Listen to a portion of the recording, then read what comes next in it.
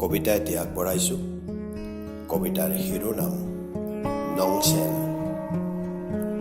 কণমানি নংচেন, দৰা কইনাৰ খেল তাই জনাই নাছিল, নেজানিছিল কোনো ৰজা ৰাণীৰ খেল। সিদিনা তাই পুতলা পুতলা খেলি ৰাজকাৰেঙত শিশুত্বৰ মৌকো সিঁচি আছিল। আনফালে খিলাধাৰী ঘাটত সিংহাসন ৰক্ষাৰ দৰদাম চলিছিল। এটা স্বাভিমানী জাতিয়ে আত্মজৰ বিশ্বাসঘাতকতাৰ হেল বুকুত সাৱটি সেইদিনাখন স্বতন্ত্ৰতা হেৰুৱাইছিল। আজি আহোম সাম্ৰাজ্যৰ শক্তি সামৰ্থ্য কীৰ্তি আৰু স্বাভিমান সেইদিনাখন মীৰ জুমলাৰ পদানত হৈছিল।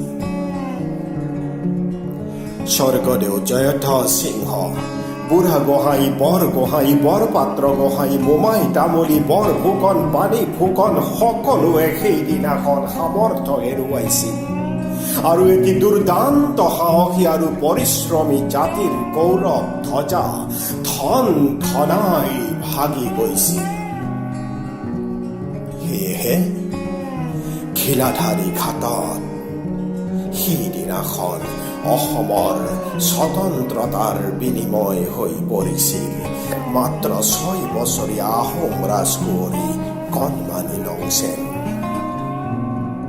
সেইদিনা তাই অজ্ঞাতে হেৰুৱাইছিল তাইৰ শৈশৱ, কৈশোৰ, যৌৱন, জীৱন আৰু এটি কীৰ্তিমান জাতি পৰিচয়। সিংহাসন ৰক্ষাযজ্ঞৰ আহুতি হৈ নংচেন দিল্লীৰ মোগল হাৰামত ৰমত বানু হ'ল আৰু এটি স্বাভিমানী জাতিৰ কলিজাৰ দাগ আজিও গাঢ় কলা হৈ ৰল। নংচেনে বিশাল আহোম সাম্ৰাজ্যৰ সাধু কথা কাহানিও নুশুনা হ'ল। ধন্যবাদ।